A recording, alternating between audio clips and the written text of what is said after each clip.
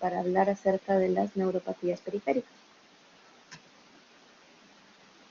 En primer lugar, tenemos que saber que el sistema nervioso periférico está conformado tanto por segmentos de nervios motores, autonómicos y sensitivos que se van a extender fuera del sistema nervioso central.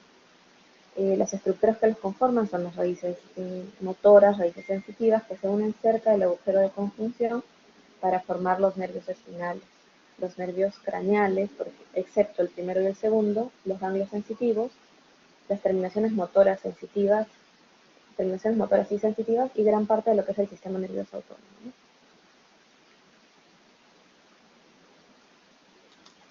La división de lo que es sistema nervioso central y periférico es bastante útil debido a que hay varias enfermedades que tienen predilección por el sistema nervioso periférico y por la capacidad que tienen las fibras nerviosas periféricas de regenerarse, que no ocurre a nivel de lo que es el sistema nervioso central, ¿no? El nervio periférico está conformado por varias estructuras, como por ejemplo el perineuro, que es el que va a rodear a los fascículos de las fibras nerviosas, y está constituido por células epiteliales más o menos 4 a 6 capas, ¿no? El epineuro, que es lo que va a separar y rodear a cada uno de los fascículos nerviosos, está constituido por fibras de colágeno, vasos sanguíneos, grasa, macrófagos, y el endoneuro en sí, que se compone de lo que son las fibras mielínicas, amielínicas, los fibroblastos y del colágeno intraneural, ¿no? Las fibras nerviosas de los nervios periféricos pueden ser, como les mencioné, mielínicas. La mielina es la que se origina por la compactación de las membranas plasmáticas de las células de Schwann, que va a envolver a los axones, ¿no? Y está interrumpida a nivel de los intervalos regulares por los nódulos de Ranvier, lo cual permite una conducción saltatoria del impulso nervioso, como ustedes ya saben, ¿no?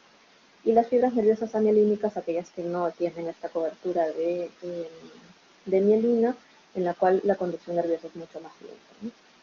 La proporción de fibras mielínicas y amielínicas va a variar en los diferentes nervios, pero en general hay un 75% de fibras amielínicas en los nervios periféricos.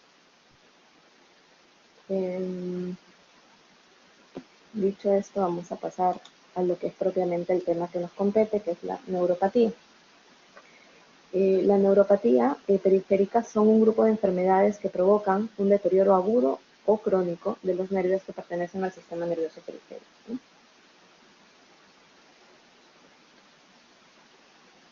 Esta neuropatía periférica es un problema bastante común en nuestra práctica neurológica. La incidencia y prevalencia va a ser variable. Por ejemplo, en el Perú no tenemos estudios de incidencia ni prevalencia a nivel nacional. Va a ir aumentando con la edad. Vamos a tomar, por ejemplo, un estudio que se realizó en los Países Bajos, en la cual la incidencia de neuropatía en la población adulta aproximadamente era de 77 por 100.000 habitantes. Y la prevalencia definitiva es aproximadamente 5.5%. Pero refieren ahí que podría llegar hasta un 13%, pero con sobreestimación de estos diagnósticos, ¿no?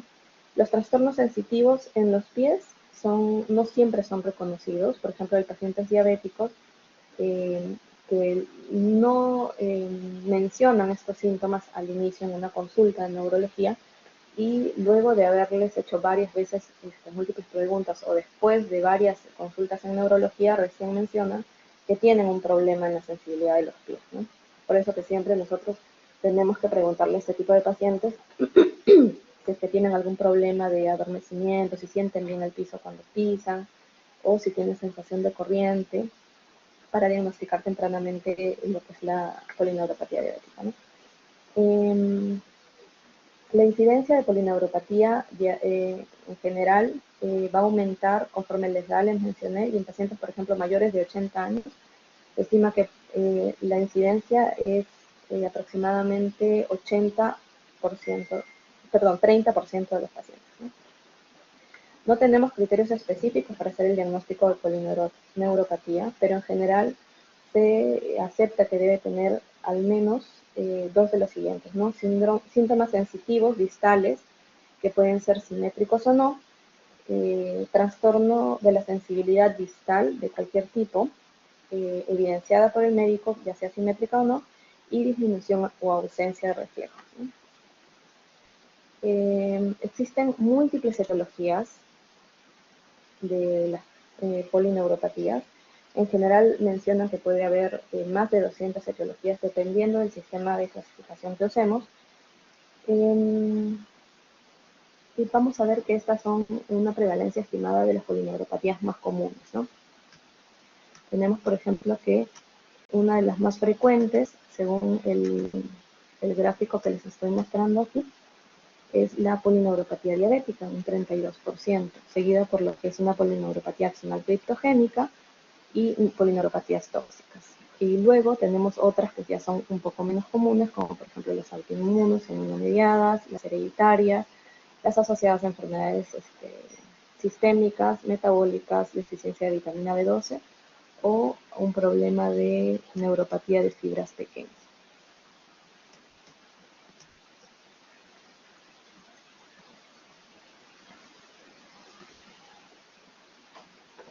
Hace unos años, en el 2016, se realizó un estudio en el Centro Médico de la Universidad de Columbia, en el Instituto Neurológico, y evaluaron a 284 pacientes que tenían diagnóstico de neuropatía axonal idiopática crónica. Evaluaron solamente a 2/3 de estos pacientes y la mitad de estos pacientes fueron reasignados a un diagnóstico diferente, que podría haber sido diagnosticado desde el inicio de la evaluación, ¿no? Los reclasificaron en polineuropatía diabética, polineuropatía inflamatoria desmovilizante crónica y gamapatías monoclonales, ¿no? Entonces, nosotros como médicos neurólogos tenemos que tener criterios bastante, o tener bastante bien clasificados nuestros criterios para poder diagnosticar cierto tipo de patologías, ¿no? Por ejemplo, la polineuropatía diabética es una enfermedad o una patología que deberíamos de diagnosticar desde la primera al paciente, ¿no? Ya sea con los exámenes auxiliares o simplemente con la clínica.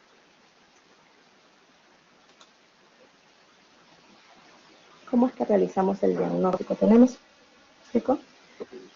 Tenemos que tener en cuenta varias cosas.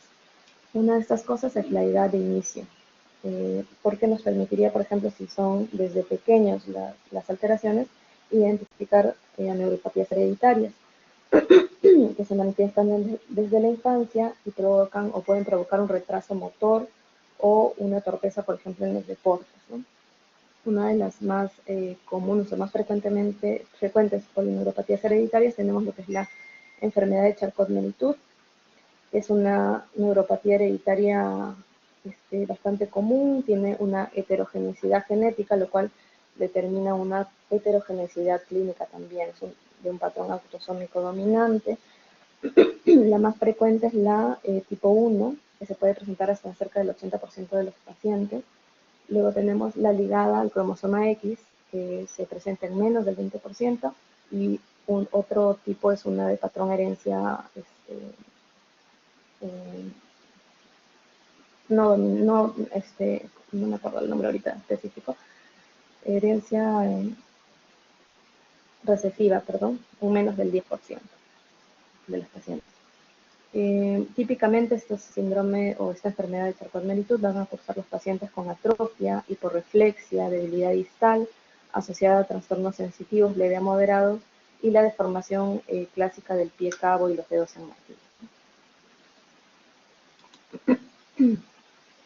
Luego tenemos que ver cómo es la evolución de estos pacientes. Si son de una evolución aguda hasta 4 semanas, podríamos pensar, por ejemplo, en un síndrome de Guillain-Barré, una neuropatía por porfiria. Si son subagudas de 4 a 8 semanas, sobre todo en neuropatías tóxicas, nutricionales y autoinmunes. Y si la evolución es crónica, por encima de 8 semanas, podríamos pensar en enfermedades tipo metabólicas como la diabetes, el alcoholismo, paraneoplásica. Tenemos que ver también si su evolución es monofásica o si es recurrente. Por ejemplo, si es recurrente, o sospecharíamos más en una enfermedad de porfiria o una polineuropatía desmovilizante inflamatoria crónica, ¿no? En cuanto a la distribución, ver si es un compromiso solo distal, o un compromiso proximal y distal, si es simétrico o si es asimétrico. En un compromiso distal, por ejemplo, simétrico, podríamos tener una polineuropatía diabética, o también un síndrome de Guillain-Barré que sea distal y que vaya haciéndose proximal, y o un síndrome de una polineuropatía desmielinizante inflamatoria crónica, ¿no? Luego tenemos que ver el tipo de fibras comprometidas. Si es que son fibras sensitivas, vamos a tener, por ejemplo, síntomas negativos y síntomas positivos. Los síntomas negativos tenemos la hipostesia, hipoalgesia, hipopalestesia, ¿no? Y los positivos tenemos las parestesias y el dolor neuropático. El dolor neuropático puede ser un dolor espontáneo, lancinante, quemante, o un dolor inducido por estímulos, como la alodinia, ¿no? En la cual los estímulos no dolorosos van a producir dolor o irritación en la zona donde se estimula. Y la afectación de fibras motoras también puede producir síntomas positivos, como las fasciculaciones, que son descargas espontáneas de unidades motoras que se observan como contracciones musculares aisladas que se pueden visualizar a través de la piel; los calambres, que son contracciones sostenidas y dolorosas de los músculos que mejoran con el estiramiento muscular, y son producidas por descargas repetitivas e involuntarias de las fibras musculares; y las mioquimias, que son contracciones ondulantes y rítmicas de músculos determinados. Y también van a presentar síntomas negativos, como son la debilidad y atrofia muscular.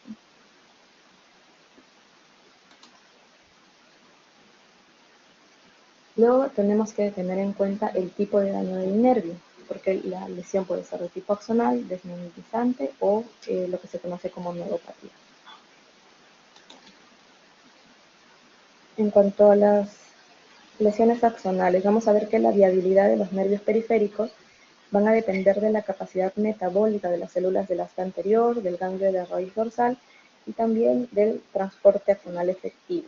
Ese transporte axonal es bidireccional y es esencial para la nutrición y soporte del axón y para el recambio normal de las organelas como la mitocondria y las proteínas, que son los que conforman los microtúbulos y los neurofilamentos.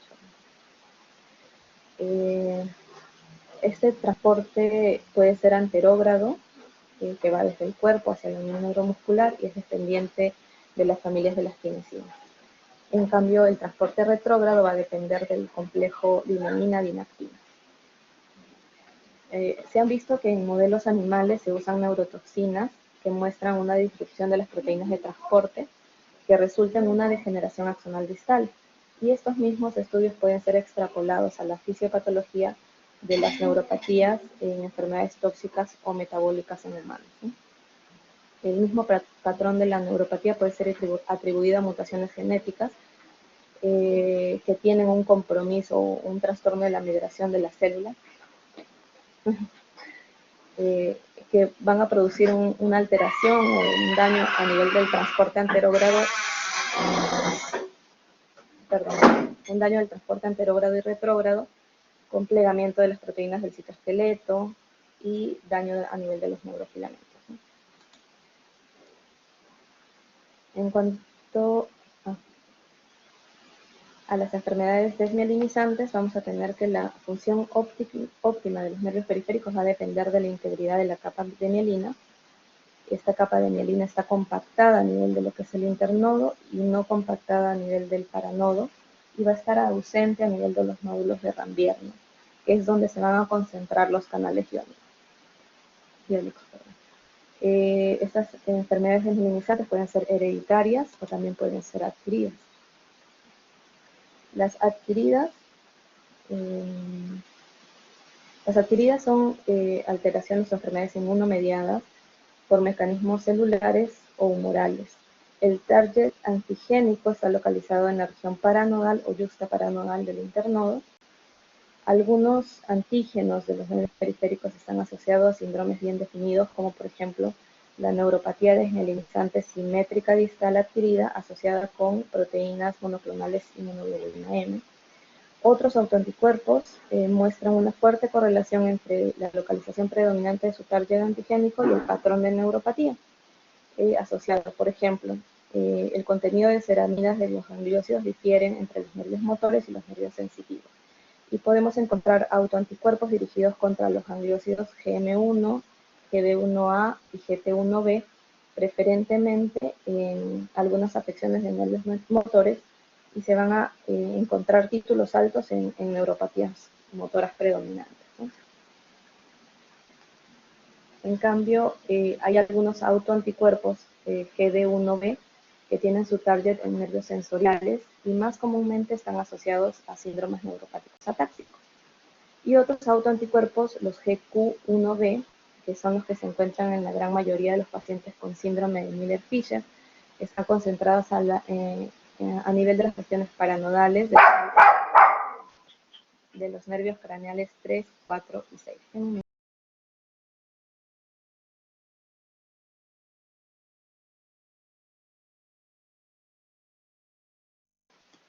Disculpen. Les decía que los autoanticuerpos GQ1B se encuentran en la mayoría de los pacientes con síndrome de Miller-Fisher. Están concentrados en las regiones paranodales de los nervios craneales 3, 4 y 6. Estos producen un bloqueo de la conducción nerviosa y representan el mayor ejemplo de esta enfermedad del nervio periférico asociado a autoanticuerpos con un síndrome neuropático específico.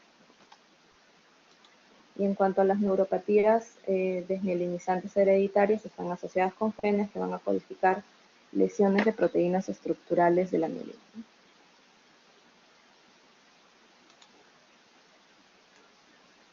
Estas son algunas de las enfermedades desmielinizantes. Por ejemplo, tenemos lo que es el Charcot-Marie-Tooth tipo 1, la enfermedad de Grave, la leucoestrogenia metacromática, la polirradiculoneuropatía desmielinizante inflamatoria aguda, la crónica, el síndrome de Poens, neuropatía motora multifocal, neuropatía simétrica desmielinizante adquirida distal, las tóxicas como por ejemplo por difteria, por arsénico, por amiodarona.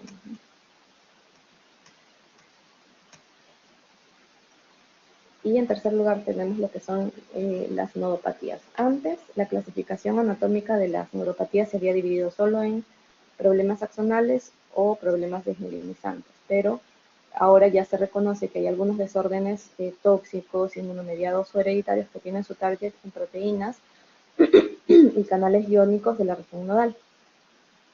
Por eso se le conoce a este tipo de patologías como nodopatías o canalopatías. El mejor ejemplo de esto es la neuropatía axonal motora aguda, que es o AMAN, conocida como AMAN, que es una variante del síndrome de Guillain-Barré, que se caracteriza por una rápida disminución de la amplitud del componente motor en la electromiografía, que nos sugiere una lesión axonal, aparte de que hay bastante compromiso clínico, ¿no?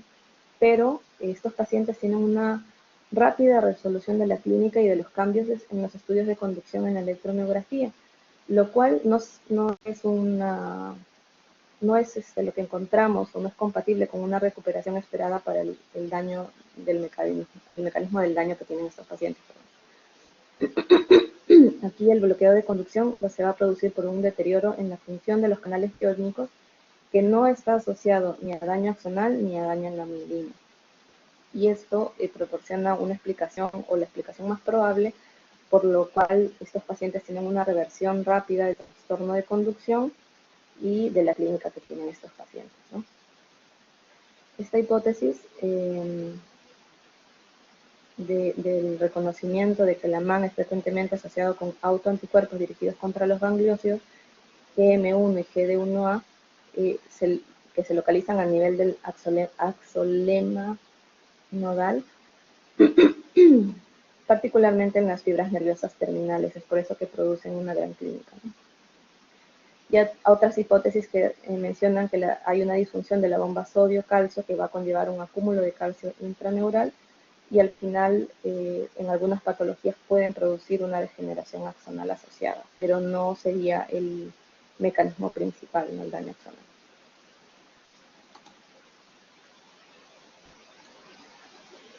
Aquí tenemos algunas de las nodopatías más conocidas como, por ejemplo, la variante axonal motora aguda, que es una variante del síndrome de Guillain-Barré, una variante de Guillain-Barré asociada con antígenos nodales, una variante del PCID asociado con también autocuerpos contra los antígenos nodales, la neuropatía motora multifocal, algunas neuropatías por toxinas marinas, algunos problemas asociados a las drogas con bloqueo de los canales iónicos, como por ejemplo la fenitoína.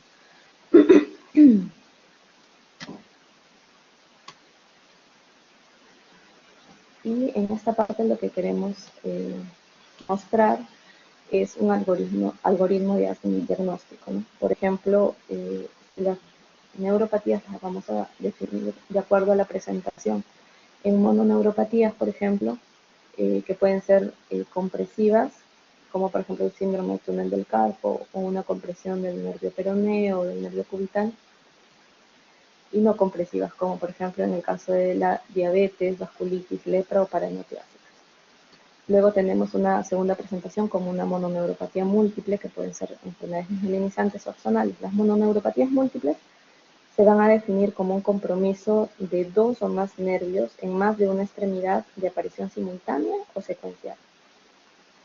En las desmielinizantes tenemos la tomaculosa y las compresiones múltiples. La primera se refiere a una neuropatía hereditaria con parálisis sensible a la presión, autosómica dominante, que tiene tendencia a la presencia de neuropatías recurrentes relacionadas con compresión o traumas menores. Y en cuanto a las mononeuropatías múltiples axonales, tenemos por vasculitis, por diabetes, lepra, neoplásicas o VIH.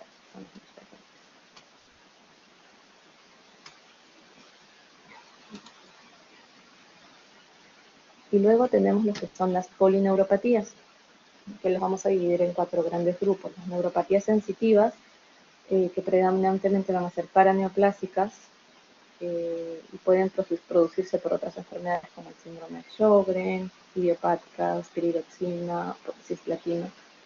El segundo grupo son las neuropatías con compromiso de fibras finas, que pueden ser las adquiridas como la diabetes, el VIH, tóxica, las hereditarias como la amiloide, neuropatías hereditarias sensitivas.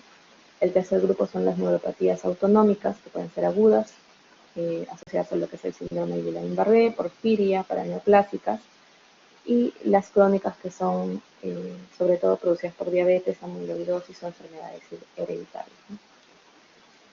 Y luego tenemos otro grupo que son las polineuropatías sensitivo-motoras, simétricas, ¿no? Que pueden ser axonales o desmielinizantes. Las axonales tenemos las agudas, que pueden ser porfiria o una variante del Guillain-Barré, las subagudas por deficiencia de vitaminas, diabetes, alcohol, tóxicos, enfermedades metabólicas, ¿no? Vasculitis y colagenopatías. Y las crónicas, Charcot-Marie-Tooth tipo 2, diabetes, tóxicos, uremia, gammopatía monoclonal. En cuanto a las desmielinizantes, tenemos las que son uniformes y las no uniformes. Las uniformes tenemos las hereditarias, que son Charcot-Marie-Tooth tipo 1 y 3, las leucodistrofias, y las no uniformes tenemos las agudas, síndrome Guillain-Barré, difteria, y las crónicas, la polineuropatía desmielinizante inflamatoria crónica, idiopática y la asociada gammopatía monoclonal y lo que y el VIH.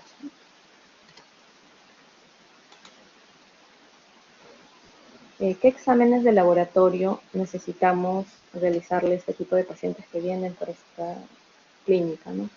En primer lugar, un hemograma. Aquí podríamos ver si es que hay una anemia, por ejemplo, asociada. Si es que hay deficiencia o, perdón, disminución de los linfocitos, pensando en una inmunosupresión, por ejemplo. Luego tenemos que ver las causas más frecuentes, ¿no? Por ejemplo, la glucosa, en ayunas, tolerancia a la glucosa a las 2 horas, hemoglobina glicosilada para hacer un buen diagnóstico de diabetes, urea y creatinina para ver enfermedades renales, perfil hepático, también enfermedades hepáticas que pudieran conllevar a estas neuropatías o asociado al alcoholismo, el perfil tiroideo, el dosaje de vitamina B12, el ácido metilmalónico, que si es que está aumentado, nos indica deficiencia de vitamina B12 también. Y, por ejemplo, si tenemos un paciente con vitamina B12 dentro del rango normal, pero no está, por ejemplo, de 250 estaría en 300 o 290. Todavía está dentro del rango normal, pero tienes un paciente que tiene una anemia macrocítica, entonces me impresiona que podría sí deberse a una deficiencia de vitamina y encuentro el ácido metilmalónico alto, entonces tengo que hacer reposición de vitamina B12 igual. La punción lumbar, el líquido cefalorraquídeo, en la mayoría de las polineuropatías no lo vamos a realizar, lo realizamos en algunos diagnósticos específicos, como por ejemplo síndrome de Guillain-Barré o en una polineuropatía desmovilizante inflamatoria crónica.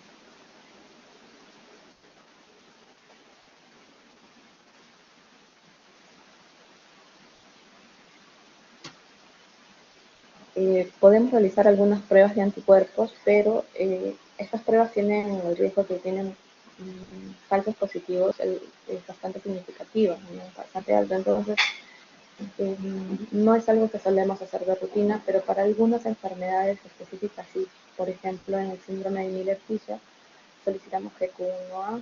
No es un examen que tengamos aquí en los hospitales a la mano, es caro y la mayor parte de los pacientes no podemos realizarlo. En el caso de la neuropatía simétrica desmielizante adquirida distal asociado a proteínas monoclonales IgM, sí, es un anticuerpo que sí necesitamos solicitar. En el síndrome de Poens, las cadenas ligeras lambda también tienen un alto porcentaje de sensibilidad.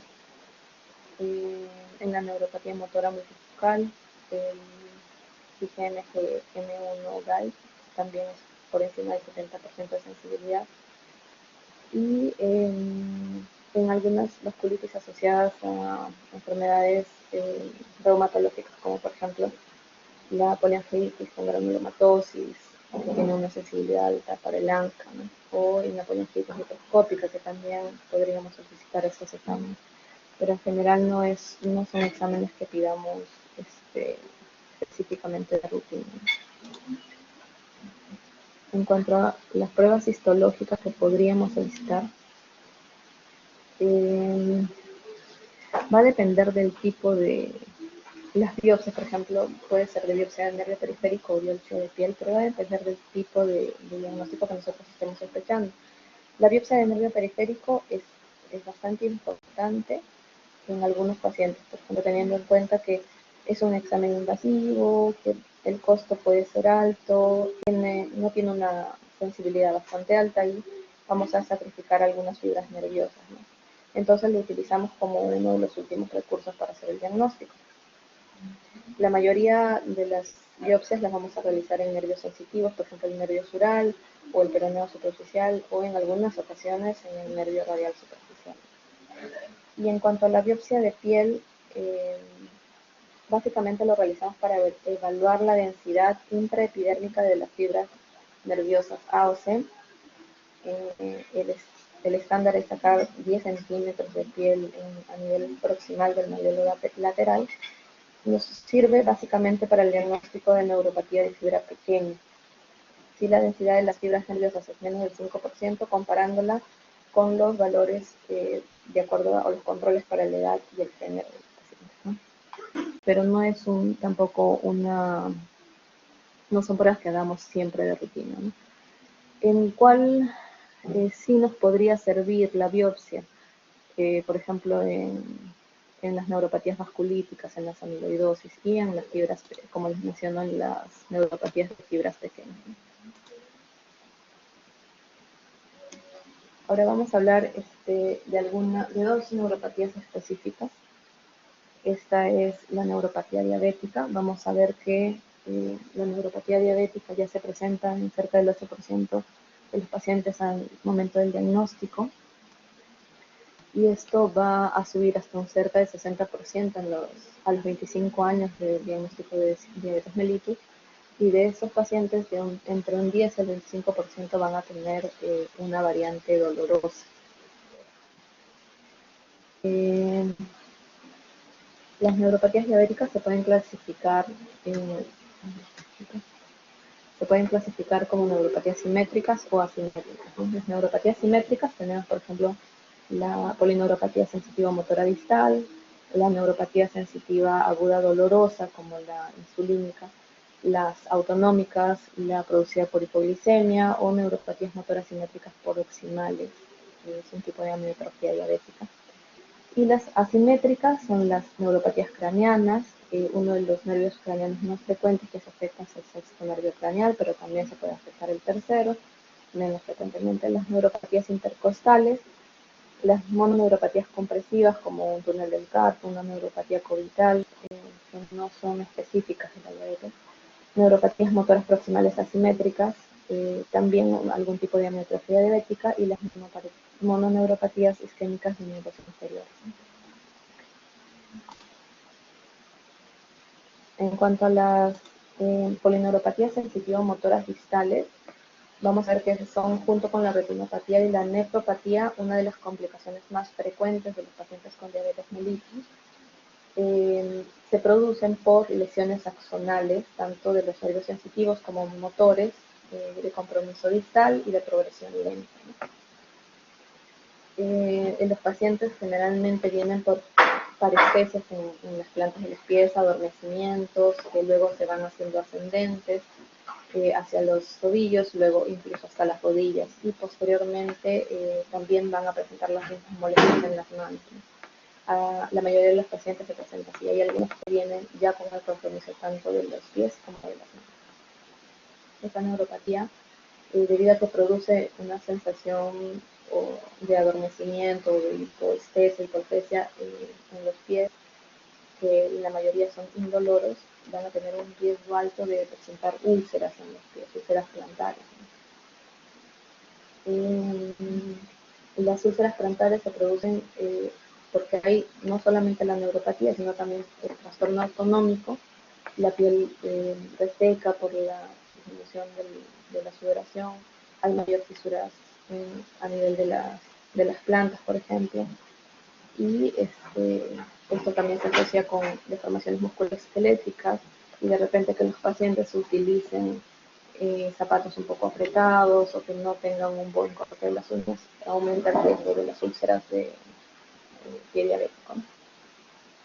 El compromiso motor, eh, generalmente en las polineuropatías sensitivo-motoras distales, es mucho menor que el compromiso sensitivo y tiene la misma distribución distal que se va haciendo proximal con el tiempo, ¿no?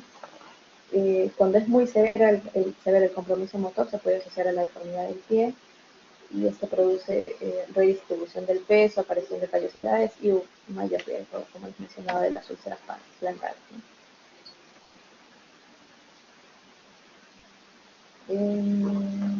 Como les mencioné hace un momento, de los pacientes que van a hacer neuropatía diabética, entre un 10 y 25% tienen una variante dolorosa y ellos presentan un dolor que a veces se hace muy intenso, ¿no? Generalmente se asocia este tipo de polineuropatía sensitiva motora simétrica distal y puede asociarse con dos situaciones más frecuentemente, ¿no? Si hay rápida pérdida de peso o si hay un control estricto de la glucemia. Eh, si es que nosotros logramos controlar las glucosas en forma lenta y los pacientes logran tener unos controles ajustados de las glicemias, podríamos recuperar los síntomas, sobre todo el dolor, a lo largo de más o menos 6 a 9 meses, ¿no? Pero este tipo de pacientes generalmente necesitan tratamiento y hay un porcentaje de cerca de 10 a 15% que no logran mejorar el dolor a pesar de utilizar tratamientos a dosis altas o de utilizar múltiples tratamientos. En cuanto a las neuropatías autonómicas, generalmente muchos de estos diagnósticos son subestimados y se producen en casi un 25% de los pacientes con diabetes mellitus tipo 1, ¿no? Al momento del diagnóstico. Estadísticamente no tenido ningún reporte, ningún estudio que hable de este tipo de neuropatía en diabetes. Sus manifestaciones pueden ser variables. O sea, sí se presenta, pero no tengo el porcentaje exacto. Sus manifestaciones pueden ser variables, incluyen hipotensión ortostática, diarrea, impotencia, hipotensión vesical y gastroparesia. Y a veces los pacientes diabéticos consultan bastante por estreñimiento, porque tienen retención urinaria, por ejemplo. o por síntomas de periodos de episodios de estreñimiento y otros que cursan con episodios de diarrea, ¿no?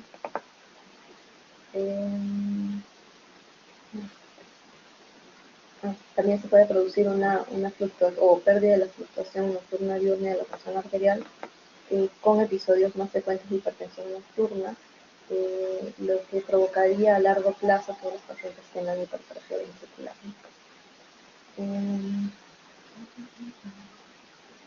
Los síntomas de hipotensión ortostática se van a presentar sobre todo en las mañanas y se pueden exacerbar con la administración de insulina, por lo cual en algunas ocasiones los pacientes van a referir episodios de síncope, inclusive cuando se colocan insulina, porque pueden también desencadenar hipoglicemia.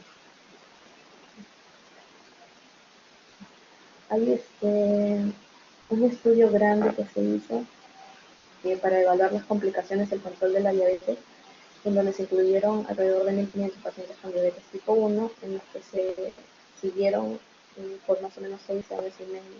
Y en este estudio se demostró que el tratamiento intensivo, monitoreado con niveles de hemoglobina glucosilada, reducía la aparición y la progresión de la neuropatía diabética en comparación con un tratamiento convencional no tan controlado. Pero no existen pruebas todavía de que este estudio pueda generalizarse a todos los pacientes con diabetes tipo 2 que presentan neuropatías severas, ¿no? Pero igual es algo que siempre tenemos que mencionar en la consulta, que si estudios logran mantener un control de la glucosa o que se estén dentro de los valores esperados para ese paciente, probablemente la neuropatía no avance tan rápido, no sea tan severa.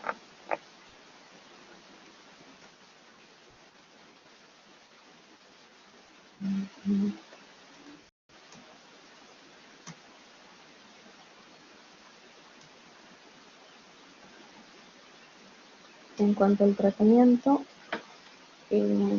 nosotros utilizamos varios medicamentos para el tratamiento del dolor por una polineuropatía. Muchos de estos medicamentos se han utilizado o se han probado en polineuropatías dolorosas diabéticas.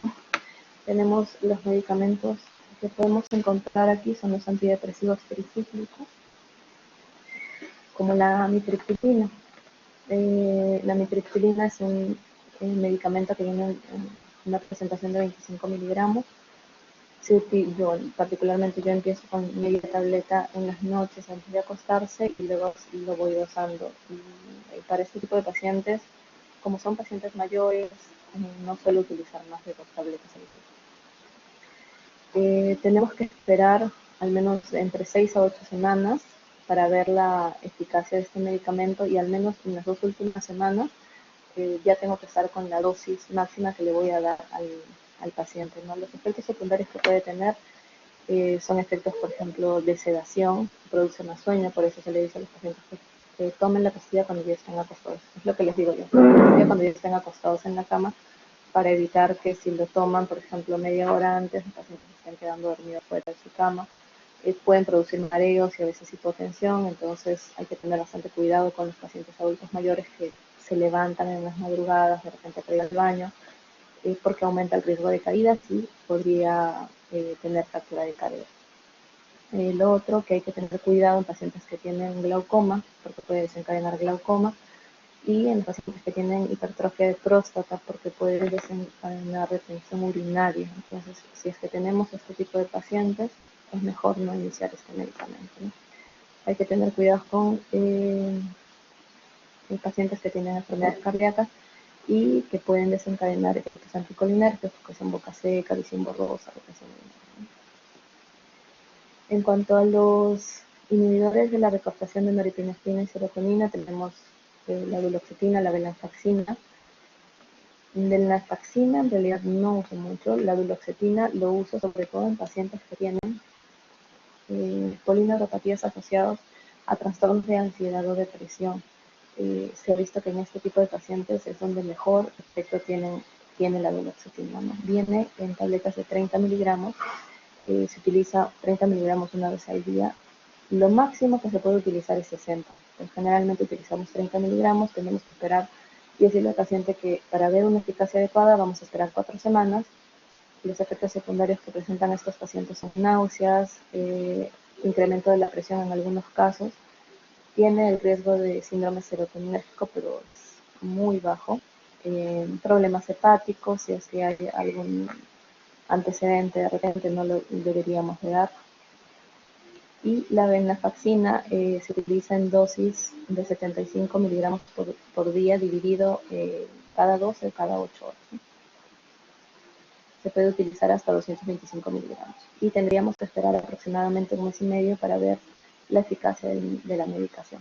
Y los medicamentos que más utilizamos son los ligandos de los canales de calcio, como es la gabapentina y la pregabalina. La gabapentina viene acá en el Perú de 300, 400 miligramos. De 300 es lo que más frecuentemente encontramos. Entonces, la dosis de inicio generalmente empezamos con 2 tabletas al día y luego podemos ir graduando la dosis hasta 1360 miligramos por día, que ya es bastante. Deberíamos esperar más o menos de 5 a 10 semanas. En las últimas 2 semanas deberíamos estar con la dosis máxima que vamos a utilizar en este paciente para ver la eficacia. Los efectos secundarios, sobre todo, es la sedación, produce sueño. Hay algunos pacientes que no toleran tomar ni 2 pastillas al día, porque les da mucho sueño en el día. A veces mareo, ganancia de peso o edemas, que no es tan frecuente. Como tiene una eliminación renal, hay que tener mucho cuidado en utilizar los pacientes con problemas renales, ¿no? Y el otro medicamento que usamos también es la pregabalina. En el Perú tenemos tabletas de 75 miligramos, empezamos con 2 veces al día también, se puede subir a 3.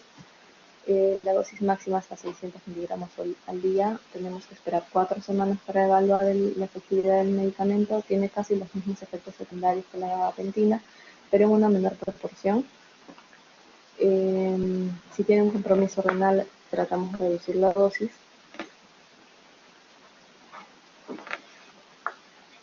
Hay otros medicamentos que se podrían utilizar en este tipo de enfermedad o dolor neuropático. Es el tramadol o los opiáceos también. No es recomendado de primera línea porque el tramadol es un agonista de opioide a nivel central de los receptores MUC e inhibe la recaptación de serotonina y norepinefrina. Pero sí se puede utilizar como al inicio como una ayuda para los pacientes que rápidamente se va a retirar en una semana, o si es que es algo condicional en pacientes que cuando tienen episodios de mucho dolor. Podemos iniciar con dosis de 50 miligramos 1 a 2 veces al día, titulables, máximo 100 miligramos 2 veces al día es lo que utilizo. En algunos momentos cuando vienen pacientes con neuropatías muy dolorosas, podemos utilizar hasta 100 miligramos al inicio y reduciendo la dosis progresivamente, ¿no? Los efectos secundarios que tenemos son náuseas, mareos, somnolencia, hipotensión ortostática. Otros medicamentos que podríamos usar es cuando ya es demasiado, o sea, cuando tienen demasiado dolor, podría ser la codeína, la morfina, la oxicodona, el fentanilo, pero no son medicamentos que se utilizan de primera intención.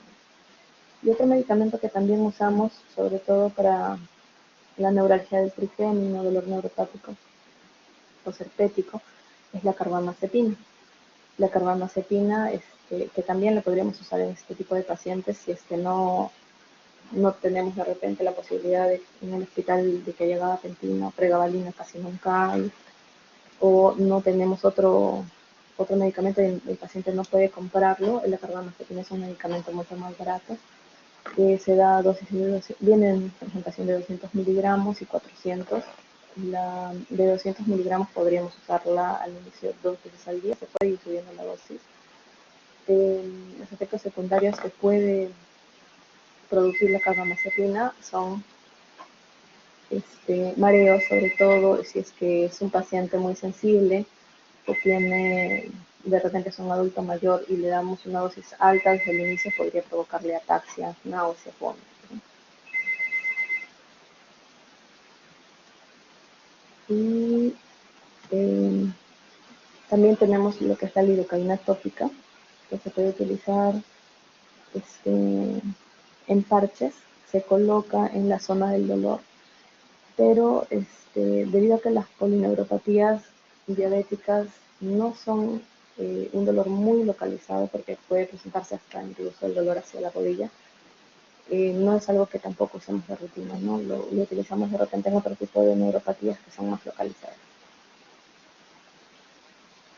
Y tenemos también otro medicamento que es la capsaicina tópica, que viene en 0.075%, su mecanismo de acción no es bien conocido, pero al final ocasiona desensibilización de los axones y podría ayudarnos en este tipo de neuropatía diabética dolorosa, ¿no?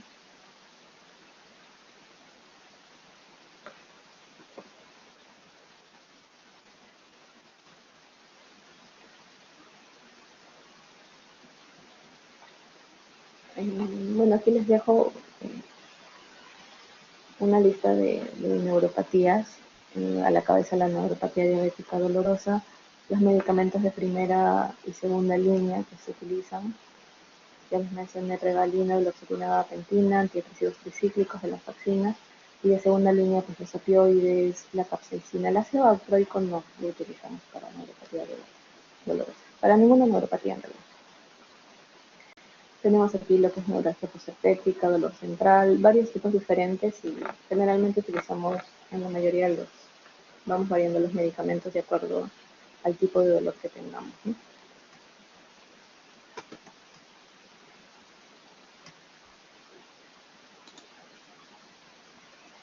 Y otra patología importante es lo que se conoce como síndrome de Guillain-Barré.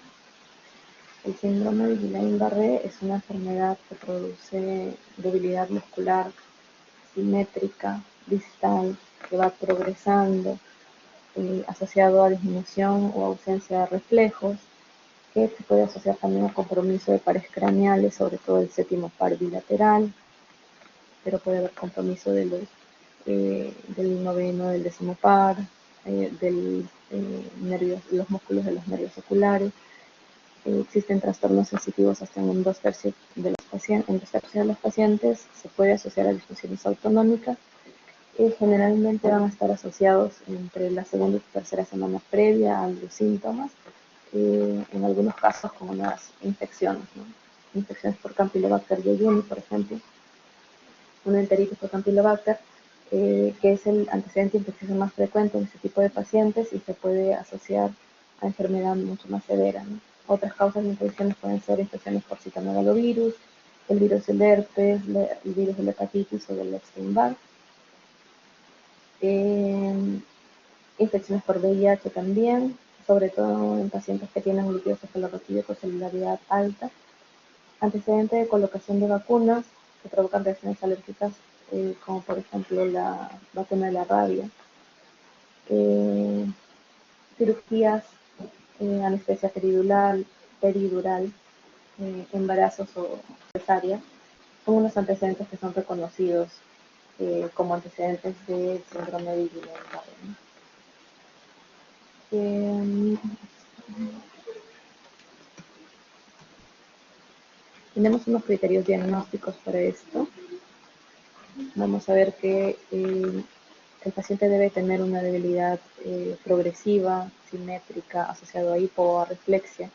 El compromiso de pares craneales en la mayoría de los pacientes va a estar presente. La progresión debe ser en menos de 4 semanas. Si nosotros tenemos un paciente que la debilidad o el compromiso va progresando 5, 6, 7 semanas, ya sospecharíamos en otra patología como es la polineuropatía inflamatoria generalizante crónica. Como les dije, se puede asociar a disfunción autonómica, como por ejemplo taquicardia o bradicardia, hipertensión intermitente, hipertensión paroxística, hipotensión, arritmias, eh, la parálisis del músculo detrusor que produce retención urinaria, que no es frecuente en el síndrome de Guillain-Barré, menos del 10% lo podríamos encontrar, pero tampoco es un compromiso temprano, ¿no? Se puede presentar en el transcurso de los días y nos indicaría una forma severa de la enfermedad. Y comenté que el compromiso de pares craneales el más frecuente es el séptimo par, en más del 50% de los pacientes, la oftalmoparesia en un tercio de los pacientes, y el problema de la devolución puede llegar a comprometer incluso un 40-50% de los pacientes que ya tienen un compromiso facial, ¿no? Debilidad de los músculos faciales y también de los flexores motor. Y tenemos que tratar de excluir cualquier otra causa que nos haga o que sospechemos como un diagnóstico diferencial de esta enfermedad, ¿no? Es importante para nosotros hacer el líquido cefalorraquídeo, en la cual solemos encontrar lo que es la disociación albumino-citológica, es decir, las células están dentro de lo normal y hay un aumento de las proteínas. Generalmente las células están en menos de 10, y esto lo vamos a observar sobre todo a partir de la segunda semana, donde tiene mayor sensibilidad este estudio, por lo tanto lo solemos hacer a partir del 10º día. Lo podemos encontrar en cerca del 80% de los pacientes, pero si no está presente la disociación, tampoco me excluye el diagnóstico. Como les comenté hace un rato, si es que tiene una celularidad alta, y por encima de 40-50 células, hay que sospechar que el paciente pueda tener una infección por VIH. Y luego el otro examen que nos ayuda también al diagnóstico es la electromiografía. La electromiografía generalmente la hacemos a partir de la tercera semana, a partir a partir de la tercera semana, porque aquí ya vamos a encontrar signos de reinervación. Si yo hago una electromiografía temprana, lo que podría encontrar es signos de denervación, o sea, de lesión de nervio.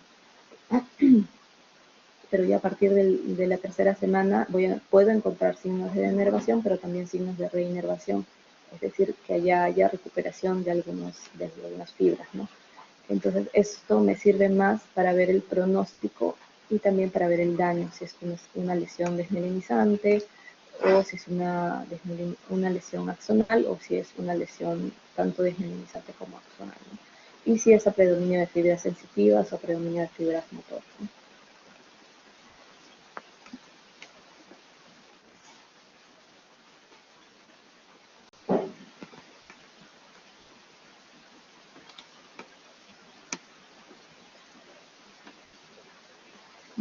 ¿Qué características nos hacen dudar del diagnóstico de síndrome de Guillain-Barré? Que el paciente tenga fiebre desde el inicio, que tenga signos sensitivos severos desde el comienzo, o que tenga un nivel medular. Eso me hace pensar en una lesión de otro tipo. Si la progresión es mayor de 4 semanas, si tiene disfunción vesicalo-intestinal desde el inicio, también hay que sospechar en otro tipo de patologías, y si hay pliocitosis, como les mencioné, en líquido cefalorraquídeo.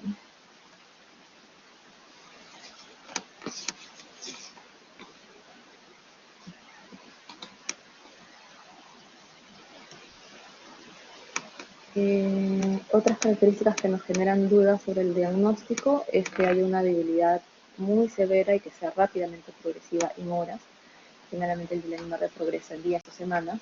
Si yo tengo un paciente que comenzó con debilidad y parestesias en niveles superiores y dentro de las 4 o 5 horas progresa rápidamente, el paciente ya no puede respirar, tiene que ser intubado, habría que sospechar de otra enfermedad, ¿no? Podría ser un evento a nivel medular, si es que ha sido solamente la progresión de miembros hasta nivel cervical, con un problema respiratorio por el problema del músculo respiratorio, o si hay compromiso más allá, o sea, de nervios craneales también, de todas maneras solicitar resonancias con la probabilidad de que pueda ser una enfermedad esmelinizante, por ejemplo. Si hay síntomas vulvares desde el inicio, también hay que sospechar en otras patologías, hay que dudar un poquito el diagnóstico. Si la disfunción autonómica es grave también, y si el paciente tiene desde el inicio una alta probabilidad de requerir ventilación mecánica, también hay que sospechar de otras patologías. Entonces,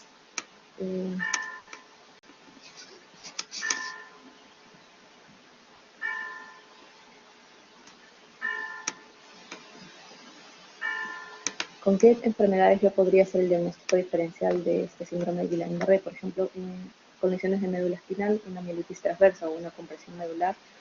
Si es que no hay compromiso de pares craneales, es una buena posibilidad. Lesiones de hasta compromiso de hasta anterior, una poli, por ejemplo, que es algo que ya no vemos aquí. Compromiso de raíces periféricas, una polineuropatía clónica desmielinizante, inflamatoria, neuropatía vasculítica, intoxicación por metales pesados, difteria, compromiso de la unión neuromuscular, que sea una miastenia grave, sea un botulismo o una intoxicación por órganos fosforados, o que tenga un compromiso básicamente muscular, que no es frecuente que sea un diagnóstico diferencial, ¿no? Pero para que ustedes sepan, podríamos tener algunos casos de polimiositis o dermatomiositis que podrían hacernos confundir en el diagnóstico. Hay una escala, que es la escala de gravedad, que nosotros vamos a evaluar en los pacientes que tienen el síndrome de Guillain-Barré, que va de 0 hasta 6. El 0 es un paciente normal, sano. El 1 es un paciente con signos y síntomas leves, pero que puede realizar sus actividades normales. Puede caminar, puede correr, vestirse, comer, el baño, asearse, etc. El 2 es un paciente que camina más de 5 metros sin ayuda ni apoyo, pero ya no puede correr, no puede saltar y tiene de repente necesita algún apoyo o ayuda para realizar sus actividades o su cuidado personal.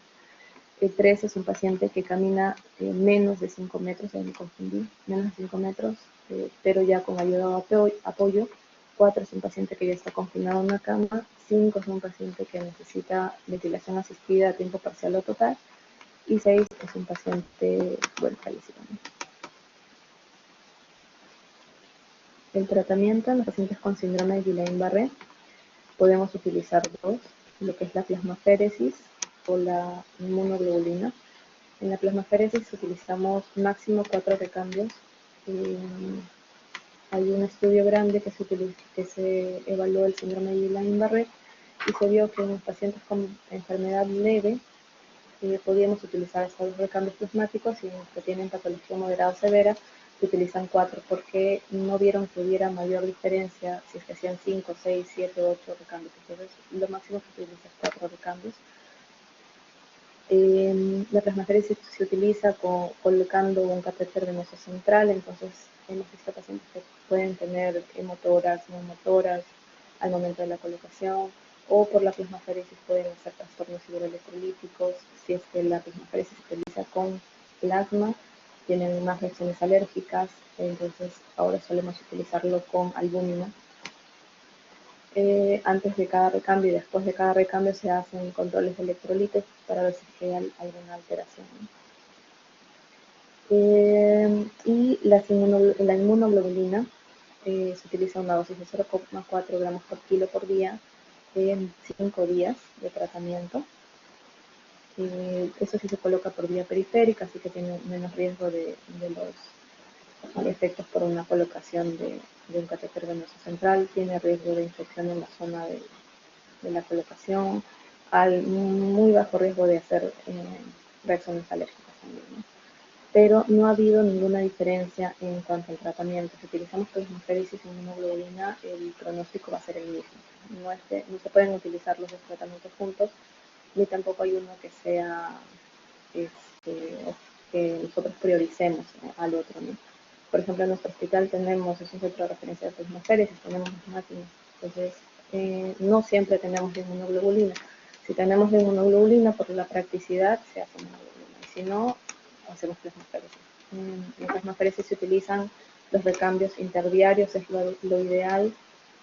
A veces si hay mucho volumen de paciente, porque no es la única enfermedad que requiere plasmaféresis, a veces lo hacen en cada 2 o 3 días, ¿no? Entonces, a veces no seguimos el curso normal.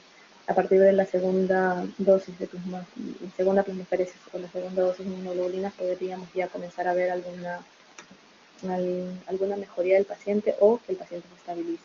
El tratamiento para esta enfermedad no se utiliza para curarlo, o sea, no es que nosotros terminado el tratamiento vamos a ver que revirtió toda la enfermedad, o sea, toda la clínica. Lo que tratamos de hacer es controlar que no siga progresando la enfermedad, y es lo que se logra a partir del segundo día de inmunoglobulina o de la segunda plasmaféresis. Disminuyen los anticuerpos y vamos a ver que hay una estabilización del paciente, ¿no? Hay algunos pacientes que sí, terminado todo el tratamiento, mejoran la clínica y salen mejor de lo que entraron, pero no en todos los pacientes.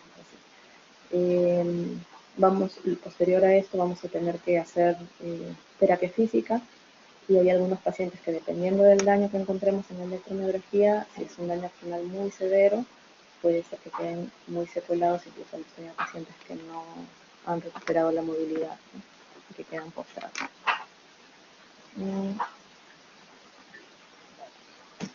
Si los pacientes están en cuidados intensivos o están postrados ya en cama durante la hospitalización, tenemos que utilizar o hacer lo que es prevención de trombosis venosa profunda para evitar tromboembolismo pulmonar. Tenemos que movilizar a los pacientes para evitar que hagan úlceras de presión. Y lo otro es que si es que se necesita colocar la sonda nasogástrica pronto, porque son pacientes que tienen el riesgo de, dependiendo de la postración que tengan, tienen riesgo de hacer neumopatías por aspiración.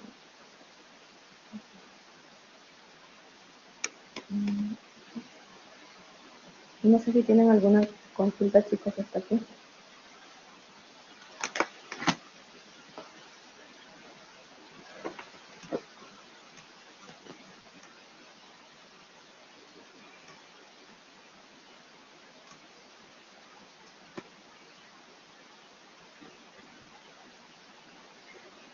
Acá en el chat he visto una pregunta: la diferencia de polineuropatía y mononeuropatía múltiple. Las polineuropatías, las mononeuropatías, como les mencioné hace un rato, se definen como el compromiso de dos o más nervios en más de una extremidad, que pueden aparecer en forma simultánea o secuencial. Es decir, yo puedo tener el compromiso de un nervio cubital en el brazo izquierdo, el nervio peroneo en la pierna derecha, se me agrega el otro peroneo de repente, luego un radial. Entonces, no siempre va a ser algo distal y simétrico. Si es que yo tengo una polineuropatía asimétrica, podría tener mayor compromiso en una pierna que en un brazo, pero generalmente es compromiso, por ejemplo, distal. En las mononeuropatías el compromiso puede ser de cualquier zona, independientemente si es distal o no. Incluso puede haber compromiso de nervios craneales. ¿Alguna otra consulta, chicos?